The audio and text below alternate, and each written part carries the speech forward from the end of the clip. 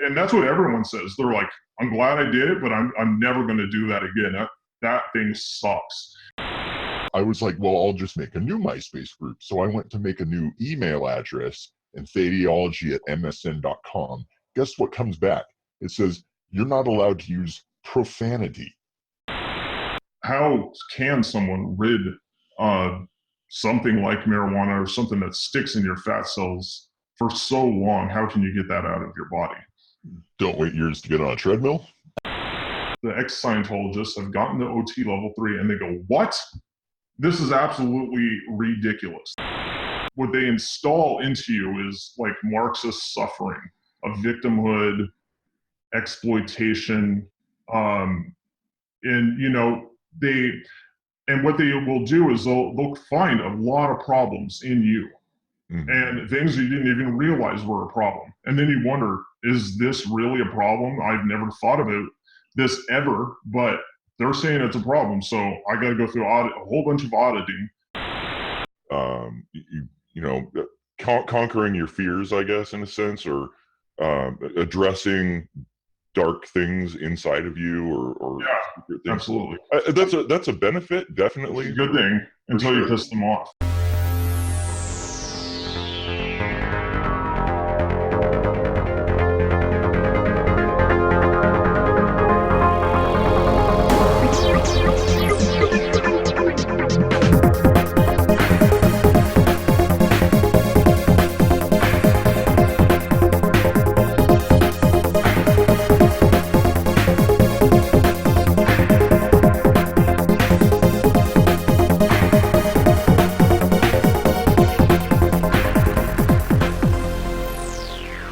Welcome to another kitchen sink microscopy.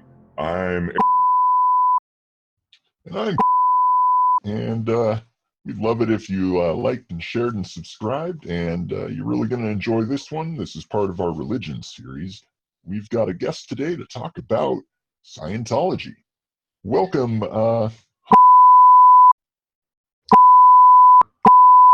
Whatever you guys want to call me, it's all good. I'm a little camera shy. I don't like putting my real name on the internet just for lots of reasons. My identity is already out there with, all over the internet. So got that cleaned up a little bit. So when you guys wanted to talk about Scientology, did you have where'd you want to start with it? I have I got a few questions. I'm sure there'll be plenty more that'll crop up. So when were you weren't, I presume you weren't born into a Scientology based family, right? So no, not really, but I had some exposure to it at an early age that went for a little while after I was molested as a child. And so they used to hang outside of courtrooms, and they knew which courtrooms were involving, domestic violence or child molestation, things like that. And they were coming out and they'd come up to people and they would say, hey, listen, we have a program that could help your kids, like through trauma, divorce or child molestation, so on and so forth. And they had talked to my parents. They didn't know anything about Scientology. They didn't even really know that it was religion. Actually, back then it wasn't considered to be a religion. It was just to them an organization. So we went through auditing and things like that. And then I decided to go back to revisit it later on as an adult. And by then they've already heard, about Scientology, although they weren't really scared of it. My parents weren't, and they were Christians by that point in time, but I didn't really talk to them about it that much. But auditing was, when I was a kid, it was sort of like you talk about a problem that's traumatic over and over and over again until it's like psychotherapy, over and over and over again until you're sick of talking about it. And then, sort of the dark memories of it, the pain and suffering, emotional pain and suffering kind of dissipates, it just goes away after so long about talking about it. At this age now, I don't even remember it, it's sort of been erased. from my memories. So my parents were always trying to put me in every program that they can think of to deal with trauma of being, molested. And I always thought it was like, really, it's no big deal. I don't remember it. I'm not dwelling on it. I'm not a victim, or I don't consider myself to be, traumatized by it. So I don't really need all this help, but then my mom was just kind of crazy like that, just wanted to dive into all these different programs. But, they kind of laid off on it, after as I became a teenager and stuff like that. And then we got a little more curious as I became an adult, like revisiting auditing and they didn't pay for any of it. I kind of knew going in, it wasn't going to be this thing where they're going to shake me down from thousands of dollars because I already had some kind of exposure to it. But that's what everyone was telling me. Is you go in there, as soon as you step foot in there, they're gonna shake you down for everything. And I went in there, they never talked about, paying for classes, paying for auditing or anything like that. They're like, well, here's some books. And, they're like $16, and here's a good one, a good starting place. So you had ones like Purification Rundown. The book for that was called Clear Body, Clear Mind. And that's kind of the starting place for everyone. And that goes through purify. It's a detox program, and you drink tons of water, take lots of vitamins to induce sweating, and then you get in a sauna and you sweat out toxins. So you could be. Some people choose to wear like a white T-shirt when they go in there, and they can, after a while, after many hours in the sauna, you can see this black shit all over your shirt, and it's literally toxins coming out of your body. And after a while, after like 2 weeks of doing that every day, you look like shit coming out of it. You've got crud all over you, like acne all over, from all the sweat coming out of your pores, and you look fucked up. And I would never do it again, and that's what everyone says. They're like, I'm glad I did it, but I'm never going to do that again. That thing sucks, Then you have a book that goes through the whole process of how to completely detox your body. They did this with the firemen in New York City that went and got exposed to tons of toxins, breathing in, all that smoke in the trade center. And they've got in the org T-shirts from these firemen that, these black T-shirts that used to be white. And they took a lot of damage. There's criticism about that program, and some people think it does not work. Some people think it's deadly, and some people swear by it and say that it's like the best thing they've ever done. Actually, I'd like to get a biologist's view on that, since we have one. Yeah. So the whole toxin release, it's not just Scientology, but there's a lot of fad diets and cleanses that you can take and things like that. And the fact of the matter is your kidneys and your liver do that just fine, unless you have some kind of debilitating disease, in which case you still shouldn't do these detox diets. You actually need some medical intervention. Really all that is doing is, you're sweating a lot, sure, but you're not necessarily getting rid of anything that isn't already naturally being expelled by those systems in your body. And from what little I know about the detox process in Scientology, isn't there a whole lot of niacin involved in that? Yeah, niacin is to induce sweating, so you can get it out through this. Being in the sauna is supposed to reduce the amount of time that you're supposed to be in the sauna. Yeah, so niacin's one of those things that can be dangerous in large levels. And if I'm not mistaken, I think it's fat soluble, so it kind of sticks around a while. Well, what would you say about something that's stored in the fat cells, like marijuana or some other types of drugs that kind of linger in your body for a long time, and trying to get that out? Because you've heard of you've heard of like people that used to consume large amounts of marijuana, and then years later they're like on a on a treadmill, and the marijuana gets released out of their fat cells when they're burning through the fat. And if that's true, like I wonder how can someone rid something like marijuana or something that sticks in your fat cells for so long? How can you get that out of your body? Don't wait years to get on a treadmill. Yeah. Okay. Wait. We're kind of drifting a bit here. It's turning into like a biology discussion. But I want to get back to Scientology. So, what do you think about Scientology as a whole? Maybe like just in general. Just give us your thoughts on it, since you've been there. It's mixed feelings. It could be a beautiful thing, but it's got a dark side too. It's got a good side to it, and it's got a dark side. And it's kind of the way I look at it, and I tend to side and defend them more than I criticize them, because I still think that the way their worldview is a little more practical than the way the rest of us look at the world. And it is kind of like living in and outside of the matrix. And this kind of, after a while, you start to see things differently and you look at the world differently than how most people tend to look at the world. And they kind of accept the world for the way it is. Us outside of the org tend to accept the world for the way it is and accept certain things to be normal when they may not be. It's kind of like a filter in your brain that tells you how big a building is when you're walking by it. But if you were on that building washing windows and looking down every day, that building, it's not that big anymore.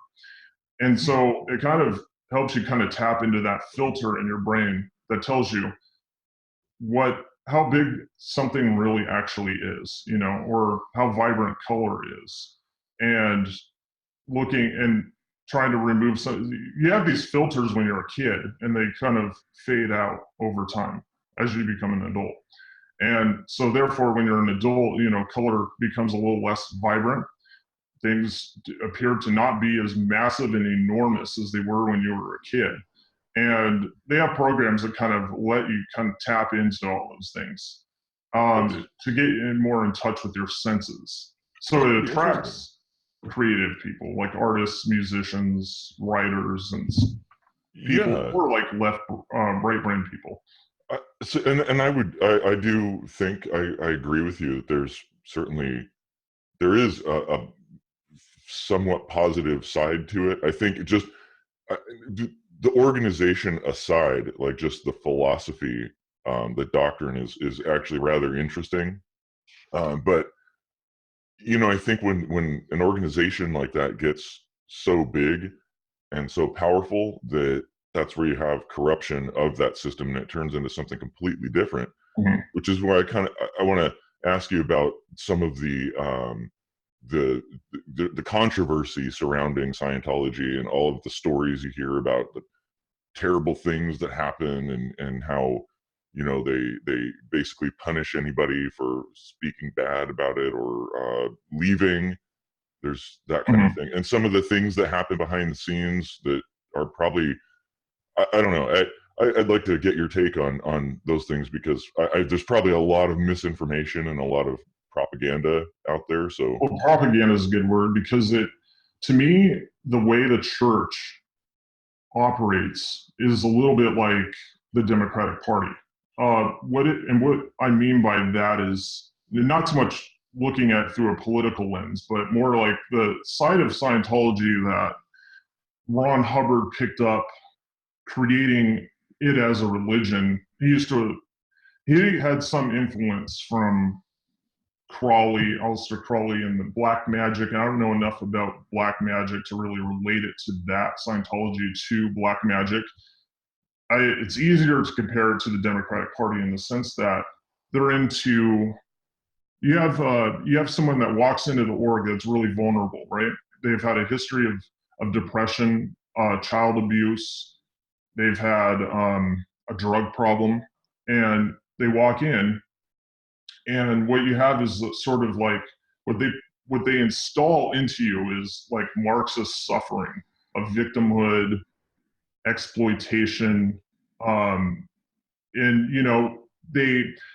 what they will do is they'll find a lot of problems in you, and things you didn't even realize were a problem. And then you wonder, is this really a problem? I've never thought about this ever, but they're saying it's a problem. So I got to go through a whole bunch of auditing to uncover to get back this part of my life. So they kind of sort of take your mind hostage from day one. The first thing you do is take sort of like a personality test. And I thought, when I was taking it, that I was in a good frame of mind at that time, and I wasn't depressed or anything. And it came out, like it's off the charts. I'm a mess. And so they got all these courses that they can put you through to straighten yourself out. And it but through auditing though, you go through the most personal aspects of your life, and it's recorded. It's on video, right? So imagine waking up one day and seeing yourself, like if you're someone like Tom Cruise, a celebrity, imagine waking up one day and seeing yourself on TV and talking all kinds of nonsense, right? Or saying something that might even be illegal, or just unethical or something, right? And that's the consequences he will have to deal with if he ever decides to leave. So he can't, he could go to jail maybe. I don't know what it is that he has said in auditing, but you do go through some things that are very, very, it's things you don't tell your friends. It's things you don't talk about with anyone really. And they drive that, they dig that out of you, and it is kind of therapeutic being able to talk about those things, but that's what I was going to say is that process could actually be really beneficial, because that kind of exposing your internal personal thoughts, things that you would, conquering your fears, I guess, in a sense, or addressing dark things inside of you, or secret things. Absolutely. That's a benefit, definitely. It's a good thing until you piss them off.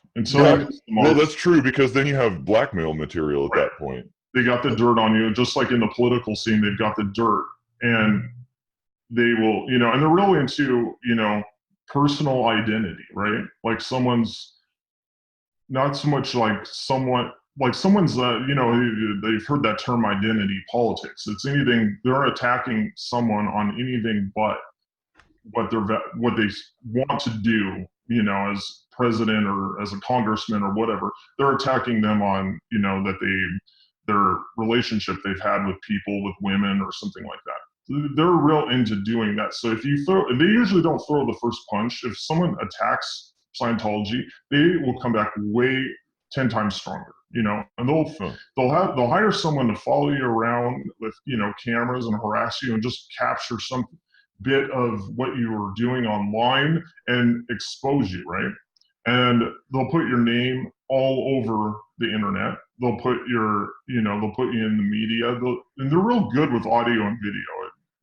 They've got really creative guys that make all their websites and all their production stuff. They're real.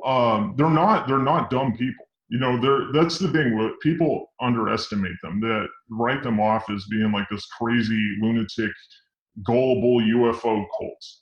And these people, they're very smart. They know what they're doing. And when you have leverage over somebody, you can do whatever you want with them, or get them to do whatever you want them to do. Well, and I think that's the dark side of that process is, while it's beneficial, having that kind of information. How is this beneficial at all, though? Because like you said a few minutes ago, you weren't even depressed, and they kind of convinced you that you were, and then now you've got all of these recordings of you talking about things that you weren't necessarily even looking at in that light before.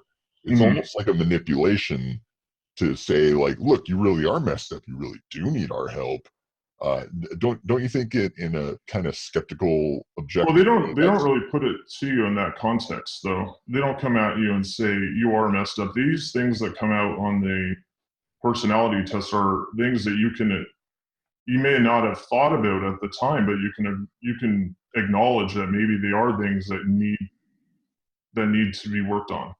Well, And that's how manipulation works, though. You don't say things outright. You use a reverse psychology to make the person come to that conclusion on their own. yeah, and they come in, so they spend all this time driving through all these issues, and you start to feel better afterwards. You start to feel better, and you start to get more confidence, and you start to go through their ecosystem. So I did courses that I had one called the ups and downs of life. What's the ecosystem? Just so the ecosystem, it's like the bridge, so the bridge to total freedom is what they call it. So you start out with these grades and you go up the ladder to the OT levels, operating Thetan, and then I think it goes to 8. And 7 or 8 levels. Now somewhere right in the middle of that is clear. And so you have to do all these courses to get clear. And once you get to that state, and that all the way up to clear, I think is sort of the nice side of Scientology. You're really starting to become more self-aware. And after that, it becomes something more spiritual, so they had this thing in auditing where you are supposed to dig these thetans off of your body. And it's sort of like mentally imagining a physical being that you're pulling off of your body. And these are things that are sort of, the thetans are like an irrational thought, what they call the reactive mind. Like if you're thinking about something like an automobile, how people are afraid of flying for no reason at all. They've never been in a plane, but that's irrational, right? Because they've never had a bad experience with it. So they go through all those things and try to figure out why that happened. Well, it may have been at some point in early childhood, you fell off of something that was way up there. You fell off of a ladder or something. I don't know. But sometimes in auditing, you kind of stumble upon something that you hadn't thought about in a long time. And those things, the brain, is sort of like your eyes are like cameras and your brain is like a hard drive. It's constantly recording and it's never actually deleting anything out of your brain. Now, thoughts sort of go dormant after a while, but nobody actually forgets anything. And with enough probing, you can really go back really far. I've always had a very long memory to begin with, but they think that you can go back prenatal. I've never come close to that through all the auditing that I've done, and that's where they started to lose me there, because the prenatal memories, I started to wonder, is this even, what I'm talking about, even a real memory? Because my active memory goes back to about 1 year, age 1. And I don't know if I can remember further back than that. But some things, some thoughts have never, ever gone away. But I kind of, as I get older, I start to forget some things, but I remember some other things, so it seems to be like our active memories have like a limit, but with enough probing, you can always remember. That's an interesting topic. We're actually going to have a guy on in the next month or two to talk about like all the weird intricacies of the brain and what we understand and what we don't. And I think that's an interesting tie-in.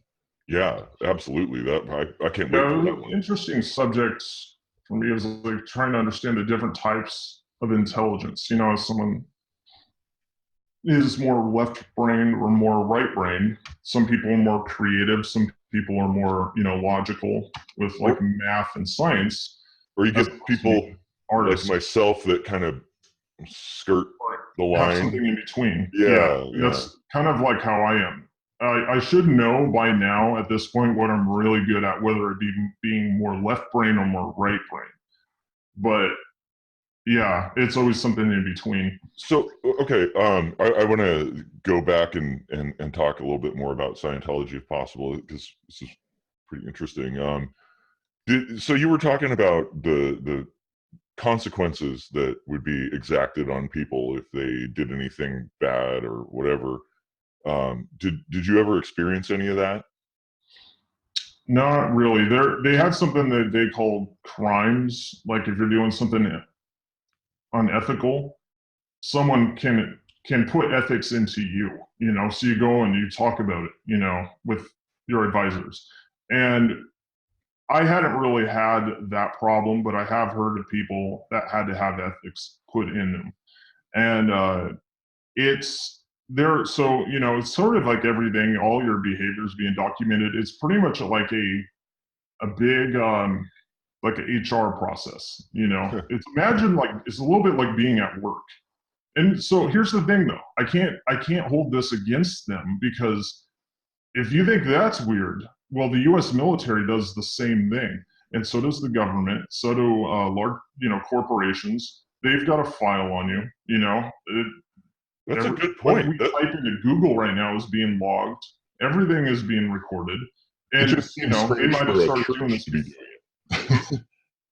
You know, like for a church to be doing that just seems a little out of place. Well, that's the thing, though, that you know, I think it's strange. To me, these things are morbid. That someone, you know, just a word kind of changes somebody's way of looking at it. You know, and churches are you know they're prehistoric. Scientology is only you know 50, 60, 70 years old. So it's you know it's a modern organization. You can look at it as a business. You can look at it as a church. It doesn't change the way I look at how it operates, how it is for the person. There, I mean, I still say that it could be a beautiful thing, but it's just like anything with you know corruption. And I think that because of the time where it came out, Scientology was what was the 50s when I think 1953 it was Dianetics when that one came out. So that was a real popular book and a real bestseller, but it kind of attracted. That was more. We were almost getting into. It probably would have been you know a little bit better if it had it came out in the 60s and everyone you know with the like the hippie culture and all that stuff because it was something. Not all those ideas in Dianetics are like groundbreaking, you know, maybe for the time, but he took his ideas from lots of different things, you know, Eastern. It's a lot of Eastern belief, you know, with sort of like the yin and yang, the bad and the good, the dark and the light, your reactive mind. And it is something that might have seemed like, you know, kind of like a pseudoscience or he tried to integrate it into psychology, which those ideas were rejected, and then you know led him to carry on as a religion. You know, so It's pretty interesting. Yeah, that might be a good point to ask. There's a lot of people who don't really know how to define Scientology. Is it a religion? Is it a cult? Is it just something else like you called an organization? Like, is it some mixture of all these things? Because it seems to fit each definition a little bit, but not completely. You know? well, so cult doesn't necessarily have to be always bad. That Right, word, you know, right. but most of the time it is, and that's because of us and them. That's pretty much it. Generally what all cults have in common is there's us and there's them. Good people, we're the good people, they're the bad people, right? So Scientology focuses a lot, basically with one of the first things that you learn there, like in the ups and downs of life, I think is the course. They talk about the good people and the bad people. And good man, they basically see everyone as good. And even people that are perceived to be evil, rarely is anyone ever born evil, you know. But they they do see that, you know, if you're like, let's say, a threat to the church, you're evil, you know, and that's a lot of that sort of us and them kind of mentality, sort of like how you see it in politics, where if you don't agree with them, then you're scum, right? Or, you know, there's really no way to, you know, you can't talk about it, you can't compromise, you can't debate. It's black or white. That's why they have their own terms, you know, so that can't, the word aberration can't be confused with anything else. You know, they have a lot of lingo, you know, like a fade-in is a Scientology term, and it's just sort of like a word that, you know, I think it comes from like a Latin word or something, but they will not, they wanted to be really clear about what they're talking about in Dianetics and throughout all they have like terminology that's like patent. They have a patent on some of it, I believe. You know, then like you have a book, or let's say I'm talking about Dianetics right now and teaching you guys that they can come after me, and they have. You know, it's something you can't really do on your own. And I have a question. Is there a patent on theta or N theta? You know, I don't know. I mean, some of these things might have been so long ago they don't have the patent anymore, but generally they have a branding on everything, you know, and you look at their books and you look at their classes and stuff like that. It isn't something that they have classes online now. It isn't something you can record and go and show your friends and teach them, or sort of be with a bedroom Scientologist. I forget what the word was that they used for people like that. Squirrels, I think, is what they call them. People that practice Scientology outside of the org. Now, the thing is, the church, they're kind of changing. They don't really need members anymore. They're already very, very wealthy. They're like a kind of a massive real estate company. Is where they get most of their income. They own a lot of buildings, like historic buildings. They just constantly go and buy up these old, beautiful buildings and restore them and rent them out. And they make tons of money doing that, billions of dollars a year. And they don't need to take everyone down for as much as they do. But I think it's the high cost of auditing is probably something that tells people, ensures their commitment to it. If you pay $10,000 for an hour of auditing or something, that they think that maybe you'll be committed to it a little bit more than if it were $50, you know. I don't know.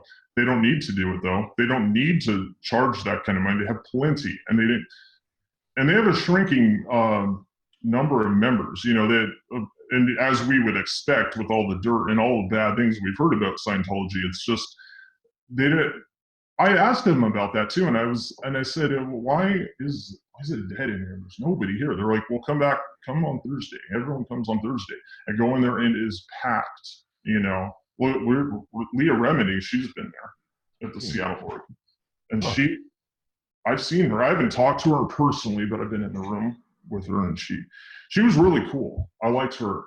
She was hardcore Scientologist, you know, but really kind of someone that comes in there and gives you like a pep talk, and you get real excited about how you're going to like change the world. You really believe that you're changing the world, just kind of like how some people that get real deep into politics really think that their voting is going to change the world and make everything better, you know.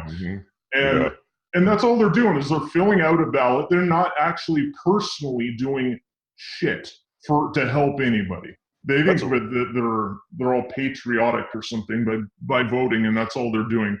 That's a good point.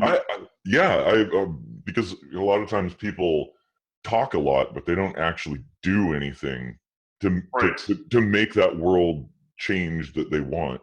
So Scientology's thing is about they don't have a set of beliefs. Everyone thinks, oh, this is like a UFO cult or anything. Nobody goes in there telling me what they believe. They're just things that they do.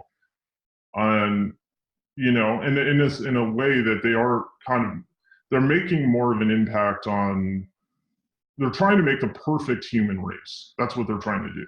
That That would sounds be dangerous. impossible.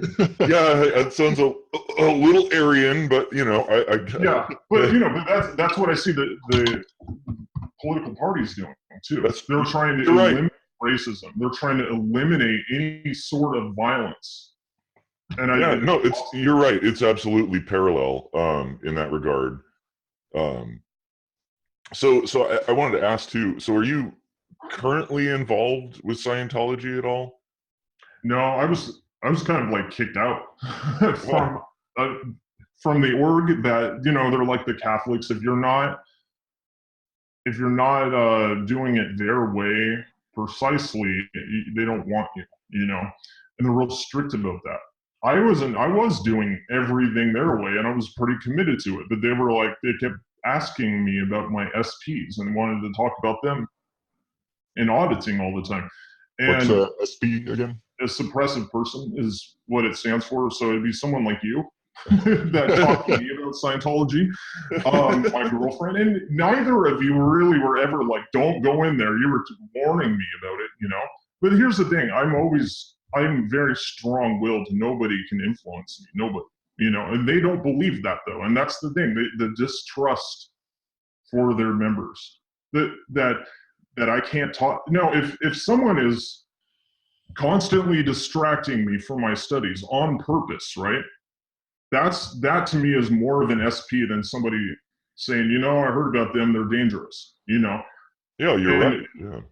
And nobody was doing that, but then still they didn't tell me to disconnect from anybody. I think that would have been the case, like if someone's physically trying to pull me out of the org and then you got to disconnect. Now, I think that it can be very, very hard though, when you're trying to wrap your mind around something objectively and someone's telling you how bad it is. And I firmly believe this is sort of like Hunter S. Thompson's gonzo journalism. You go and if you're covering the Hells Angels or something, that you go and become one yourself to get the full story of what it's like being a part of that group. Well, that's kind of what my intentions were going into it, because what got me thinking about Scientology again as an adult was all the controversy, and I was like, really, I want to see what this is all about. I was the whole time worried about them shaking me down for thousands of dollars, which I paid for classes, which like some of them are like $75, some of them are $150. It wasn't an outrageous amount of money. They didn't have to pay for auditing. We just went. I've done auditing on the e-meter and without it, but they have something called the freeloader debt. So basically, the auditing was still being paid for by the church, just not me. And they're running a tab. So if they really wanted to be nasty, or if I wanted to be nasty to them, they could just come back with an invoice and say, oh, this is your bill. This is what you owe us. Here's $100,000 of auditing that you must pay. That would probably be the only leverage that they have over me.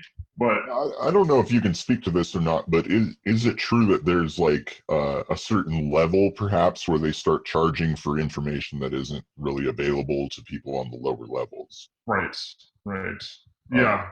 And so that does actually happen. Like, I was probably coming up to that point, once they see you get to the point where you're happy, you like it there, you're not critical anymore, and you're really seeing that this is working for you. Then they go, oh, you think you hadn't seen nothing yet. We got this course, gonna blow your mind. This is incredible. And then they get people telling you about it, sort of like that's where it's a little bit like black magic. They're creating an illusion of something amazing that might just turn out to be, like OT level 3, where people have gone, the ex-Scientologists have gotten to OT level 3 and they go, what? This is absolutely ridiculous. Like a story about alien Xenu and all that. They hear about that at OT level 3. That was leaked. WikiLeaks, I think, had that one. Mm-hmm. Written by Ron Hubbard in his handwriting. It's still on their website, I think. So the cat was out of the bag, And we've all heard about that story before, having to pay hundreds of thousands of dollars to hear that. I think that you cut some of that out of Scientology. Well, I was told that it was like Ron Hubbard's personal auditing experience. People still believe that when you die, you go to heaven, or you go down there to hell. They still, so that Christians believe that. They believe that a man parted the sea. Scientologists, if they at that level believe in alien spirituality, that so be it. To me, so be it. It doesn't mean there's no fundamental difference between like they all have some. But my interpretation of religion, though, has always been it's a philosophy for life. Exactly. And when you firmly believe in something to a certain point, you look at it religiously. You do it religiously. You do it daily. And it's a lifelong commitment. That's basically what religion is. That's Scientology. That's Christianity. That's Hinduism. Everything. And it isn't something that I think we should demonize people for. It seems like people dislike the members of Scientology more than the organization itself. Like, if you go and tell someone that all of a sudden you have to defend yourself and your character. I had to do that a lot. I had people who just did not want to talk to me at all. I didn't have to disconnect from them. They disconnected from me because they thought I was nuts. Well, because I think a lot of times the general public, the only information they have is all of this negative stuff. It's the only thing, their only experience with Scientology are the stories of all the bad things, the sensationalist kind of things that are told. And I think they kind of miss out on the more personal stories like what you're telling here. And so there's a very high contrast view of it, I think. And I will say that as far as religions go, I don't think I can point to any other religion or cult or organization or whatever that is somewhat spiritual that kind of goes on the offensive the way that Scientology. Case in point, like 2005 or so, the MySpace days. Back when I was like a real militant atheist, and Scientology was really big in the news at the time. I was kind of railing against it, and I took their word, theta or Entheta or whatever, and created a MySpace group called Enthetaology. And made up this word, right? And it was basically like, just like kind of anti-Scientology or whatever. Anyway, authoritarian.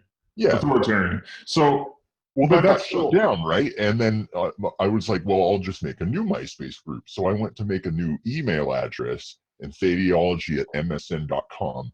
Guess what comes back? It says, you're not allowed to use profanity. It was a word I made up. They flagged it. Probably. Conspiracy. But here's the thing, though. It'd be hypocritical for people to say that's wrong when the rest of the world operates exactly the same way.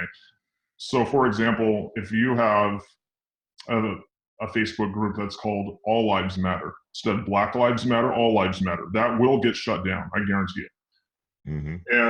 And so it'd be some group of people that flags it as hate speech, and it gets shut down. So Scientology, if they were doing that too, going on the offensive, that happens a lot outside of Scientology, way more, and you got especially in the political scene where you got somebody that's always on offense, always attacking, attack, to discredit somebody, to ruin their credibility and take, the world that we live in now it's kind of like, when you talk about your favorite band or your favorite album, and when you say that, it's like you're opening the door to criticism, right? And it's easier to say what you hate. You get more credibility by saying, like so-and-so's first album was was garbage, right? Then as opposed to expressing what you believe in, the good things that you believe in, you know, because then you got all kinds of people that want to knock you down and tell you you're nuts, or, you know, you're wrong and misinformed, whatever. But it, you know, just like if you say something negative about it, you know, then all of a sudden, yeah, he's right. You know, I hate that album too, or I hate that guy too, and you get people that kind of. The thing is with what it does, that kind of mentality is it forms like a hierarchy of power. You have somebody that kind of starts it, who's like the leader, you know, and that kind of mentality spreads, and it's fine in small numbers of people, but when we're talking like a mass number of people all carrying that same kind of mentality, it's dangerous.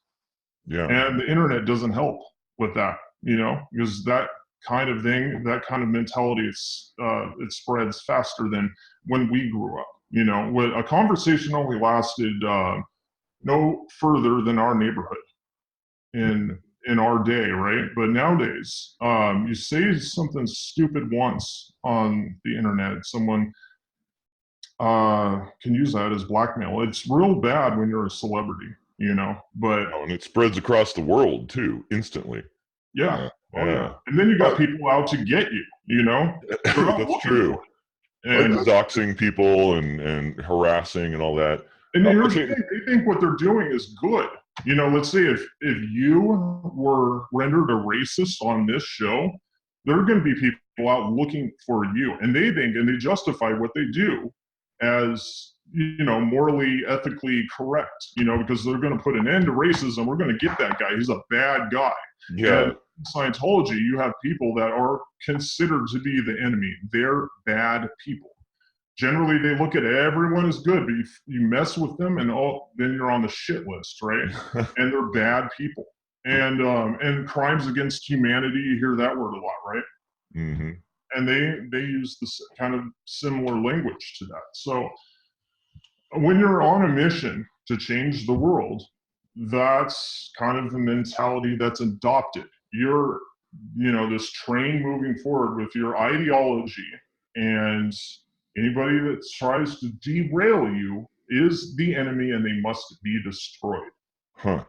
Well, the whole thing about changing the world, like, I mean, I guess that could be a good thing, but change it to what?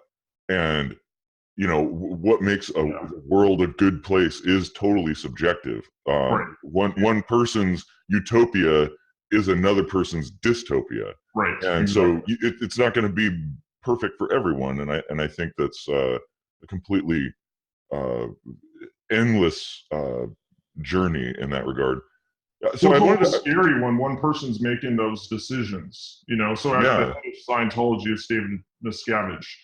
It is a little bit of, I have mixed feelings about something that's static, information that's static, that can't be changed. And Scientology's rules are very fixed. They can't be changed. They can't grow as the world turns, you know, which sometimes, I mean, that's by design. That's like the Constitution. It's not supposed to change, right? So I think in that sense, that's a good thing. That's a hallmark of religion. but it is still under the control of one guy, right? Yeah. And you know, pretty much from the day one, they hold your mind hostage. As soon as you walk in there, they've got that, you know. And you spend a lifetime trying to get it back. And it's like kind of like Total Recall, I guess, is what I would compare it to. You go in there and you kind of take a trip to Mars. That's kind of like what I've been through. But I've never really come out of that world and that way of thinking. And I kind of don't want to. It's almost out of fear. It's almost like I don't want to see the world the way, I don't know, most people see it. It doesn't, because, you know, I think that generally the more that you are intertwined in the media or the outside world, the internet, right? It kind of warps your way of it dulls your senses. It doesn't let you enjoy. I'm happier not being on Facebook, you know. Yeah. and it just, those things dull my senses completely. I don't enjoy life at all anymore when I'm online too much. It's just Yeah, I think having angry. too much, like spending all your time watching a news organization or something like that, or watching Right. the news in general, it warps your view of And things, that's the point of whatever news. the storyteller's view is, because that's what they're trying to do. I mean, imagine if Scientology owned the major news networks. Huh. I mean, they Yeah. could at some point. Awesome. They're on their way to having enough money. Like CNN is very vulnerable to be bought by somebody right now because their ratings are real bad. The revenue is real bad. Advertising revenue. They're propped up by Time Warner, I think, is who owns them, and which is now owned by AT&T. But if it wasn't for those organizations, they probably wouldn't be around anymore. But so it could become SNN at some point. yes. So, all in all, like, would you say that Scientology, much like any religion, isn't inherently good or bad? It's just how you use it. Yeah, well, it's kind of like, the roots of black magic. Black magic is a form of magic used with evil intentions. You go on offense, you smear your opponent, you expose them, you exploit them, and you ruin their life, right? And they have that side to them, and they use it, but the everything up to that point is pretty nice. It's a very, we never were taught how to figure things out ourselves. In school we were taught by a teacher. The teacher never, so in the classes that they have there isn't an instructor. There is somebody that if you have a question about something, or they can give you some guidance, but they don't teach it. They have these visual aids that you have, like a ball of yarn and a pencil and some scissors and this basket of visual aids that when you're reading through something, some people that learn better by taking the pair of scissors and associating that with chapter one and a thought in chapter one. And this comes from the way the Japanese learn math, and they use visual aids like beads. I think I was taught that when I was a kid, how to use the beads, that system, Like for an learning abacus? math. Well, yeah. What was it called again? Abacus. Abacus. That's it. Yeah. So I was, I think all of us had learned how to use that at some point, but we never learned how to. I mean, we're lucky enough to have the curiosity as intellectuals to want to figure things out ourselves. Yeah, we all have that in common. yeah. Most people don't.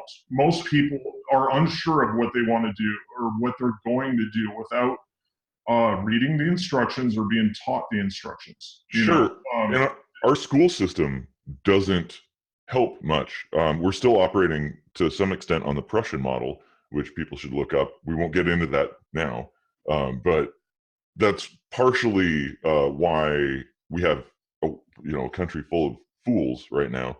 Yeah, exactly. Not that everybody is, but I hope to change that. I think that's kind of the goal. Well, I think with the advent of CSIS, the FBI, the KGB, CIA, with organizations like that, the advent of those organizations are really what controls the flow of information. Well, yeah, and we actually recently talked about Operation Mockingbird. Mockingbird, yeah. Yeah, so that'll be its own discussion for another time. You guys, did you record that already and edit? Yeah. So I want to wrap this up real quick because we're kind of it's getting a little bit long, and I think we covered a lot of topics. But I want to get your take on, you said how the philosophy of Scientology is fairly rigid and inflexible. It doesn't really change with the times, and so I'm wondering what you think, just kind of as a closing thought, like what do you think the future of Scientology is? It's probably going to go more in the direction of where they're at right now with real estate and business investments, hoarding cash. And you look at a company like Google, Apple, big tech companies that are doing the same thing. They got their money overseas, hoarding cash. It just multiplies. That's what Scientology is going to. They look at organizations like that and be like, let's do that. That's working for them. what they need this kind of money for, I don't know. They've got a grand plan, a master plan. They want to do something huge with that money, and it's not giving it away. You know, it'd be in the form of buying it, buying a, you know, like a. They're trying to basically win back the world through their ideology, by playing the game better than the rest of the world, and they do look at life as a game like that. So They got do you think their maybe tax. it's possible that due to this kind of fundamental change that there might be maybe a fracturing or balkanization within the organization, where you have something that's more real estate oriented and financial oriented, and then it breaks away, the philosophical side breaks away into its own sort of separate organization? So the thing is with everything patent and copyrighted, you know, if someone wanted, like if someone like Tom Cruise wanted to leave Scientology and say, I've got the good version of Scientology, David Miscavige has the bad version of it, you know, and I'm going to restructure the church. Well, Cruise might actually have enough money to pull that off, you know. I mean, he's got lots of money, but but he doesn't have as much as Scientology. So in terms of a legal battle, they will win, you know. He basically stole from the church, you know. If he took Dianetics and started teaching it to people, you can't do that. So they're pretty much, from a legal standpoint, untouchable. The public, they don't seem to be revolting against it. And here's the reason. It's no different from lots of things that we deal with in life. Just because it's a religion doesn't mean they can't do these things. They can't blackmail people. You know, I mean, if you're in auditing and you're talking about killing somebody, really what you're supposed to do is inform the authorities, right? Yeah. They might not do that. They might just wait until the perfect time to hand that information over to the authorities, right? When they want to blackmail you. That's kind of unfortunate, because I think that maybe, like you had said earlier, there's a lot of potential there to do good, and it's kind of rusted and turned into something that is not necessarily focused on that force for good. Well, there's a part of it that has to be rigid to the point where everyone's on the same page and they're kind of all starting to see the world the same way, you know, and outside of the matrix we've all been living in. Once they get to that point, I think it's okay to not be as rigid, but what they do is they turn that up a notch or two. Once you hit clear, it becomes a little more rigid, and they take more control over your life, and a complete distrust for their members. You take everything up to clear, and I think it's something that I'm afraid what probably would happen is it would be something that kind of changes the perception of Scientology into something good, splitting the, say, spiritual side off of Scientology and just talking about purification, rundown, fundamentals of thought, science of survival, all these books that he's written are basically self-help books, but it'll probably be something that just kind of fizzles out over time. And they've survived a long time now. They've been around since the 50s, you know, this whole idea of Scientology. So I'm curious to see how it lasts turns out. Like, I think it'll be interesting to see what the future holds as things happen, but I think they don't need members. So and everyone thinks that Scientology will fizzle out because they don't have enough members. That's not the case. That's just extra money for them. They have so much money from business investments. I think the fizzling out side of things would probably be they change to being more of just like a real estate organization or something like that. Yeah. And no longer what they once were. And that would probably be more of a government intervention, you know, but when they opened that org in Seattle, the brand new shiny org that's absolutely high tech and beautiful and amazing, millions of dollars put into that building. It's on Queen Anne, Denny, I think. Lower Queen Anne is where it's at, but they're opening that up they had, you know, all the celebrities there, and they had a judge, a federal judge there, and they also had there was a judge in Seattle, and I forget his name, but he was there, and I'm like, wow, I don't even know if he's a Scientologist or not, but he was there celebrating this opening of this building with him, and I'm like, that kind of shows that they do have some political influence, you know. Yeah.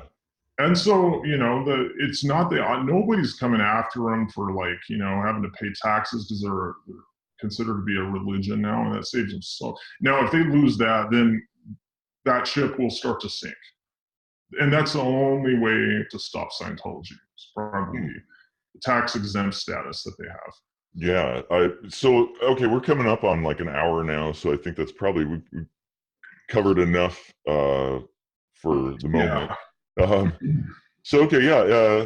Thanks for coming on the show and talking about this. It's a really interesting topic. I think this will educate a lot of people and maybe give them some insight that they didn't have before. Hopefully, there's really nothing wrong with people educating themselves with reading the books with an open mind instead of reading the book just waiting for something weird. Yeah. Don't take what it's not that weird. Don't take what the media has to say. Go research it. Yeah, they're good books to read. It's good information. I still believe in it. I still, you know, it's stuff you got to practice every day. But they're really good things in those books. But it doesn't mean that it's mind controlled by reading those books. It's not. People are afraid of it. It's more of a lifestyle that becomes a where it, you know, sort of consumes you, you know. But in having to go to the org all the time, and people decide to start working there and working for pretty much no money. But that's still not a lot different from a lot of churches out there. But that's true. You know, to be curious about it and read about it, you know, it's good. I just don't think it's a good idea for anybody to go to the internet for an answer for something like that. They should probably try to embrace it as much as they can and learn firsthand about it. And my experience wasn't that bad, you know. I mean, it ended with me getting kicked out, but it wasn't like I spent a lot of money on it. And I don't think I'm on bad terms with them anymore because I'm still getting their mail for all the courses and stuff, which I don't know how they found me, but well, that's a little creepy.